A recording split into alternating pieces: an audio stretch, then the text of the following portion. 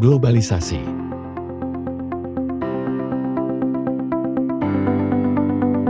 Tujuan pembelajaran globalisasi. 1. Kita dapat mengetahui pengertian globalisasi. 2. Kita dapat mengetahui contoh globalisasi dalam kehidupan sehari-hari. 3. Kita dapat mengetahui dampak positif dan negatif dari globalisasi. Pengertian globalisasi menurut Kamus Oxford. Globalisasi adalah sebuah situasi di mana budaya dan sistem ekonomi yang berbeda di seluruh dunia dapat saling terhubung dan menjadi serupa satu sama lain karena pengaruh luasnya perusahaan multinasional dan perkembangan komunikasi yang lebih baik. Asal mula globalisasi. Untuk mengetahui asal mula terjadinya globalisasi, kita dapat melihat kemunculan globalisasi dari dua periode, yaitu periode klasik awal dan periode modern lanjutan. Periode klasik ditandai dengan terbentuknya pusat-pusat peradaban dunia melalui jalur perdagangan dunia yang meliputi sebagian besar wilayah dunia, sementara periode modern ditandai dengan semakin luasnya keterhubungan antar wilayah dunia di tengah proses perkembangan industri. Faktor terjadinya globalisasi.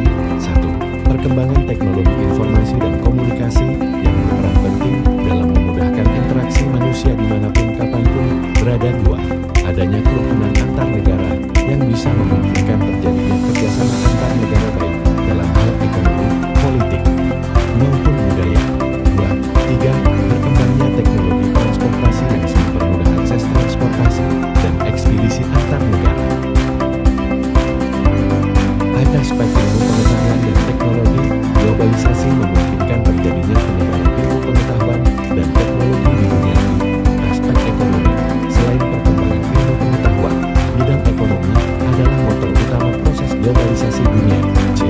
Aspek politik dan hukum, seiring dengan meluasnya jaringan kerjasama internasional, kehadiran lembaga-lembaga dunia seperti Organisasi Perdagangan Dunia, Bank Dunia, Mahkamah Internasional, dan lain sebagainya memiliki peran yang kuat untuk menentukan arah kebijakan negara-negara di dunia. D. Aspek kebudayaan. Aspek globalisasi yang paling tampak dalam keseharian adalah globalisasi budaya. Contoh globalisasi dalam kehidupan sehari-hari.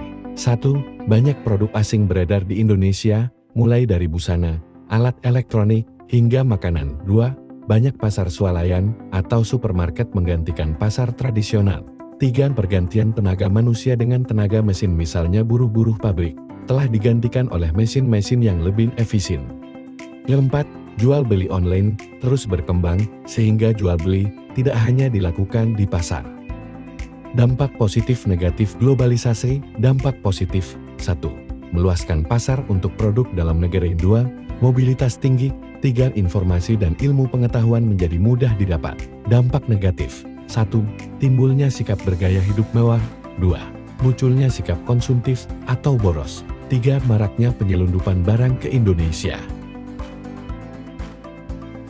Globalisasi memberikan banyak dampak positif dan negatif bagi kehidupan manusia. Sebagai manusia yang disiplin, kita harus memikirkan dampak globalisasi ke depannya untuk masa depan kita, dan kita juga harus bisa memilah dampak yang harus dibuang dan dampak yang harus diambil dari globalisasi itu.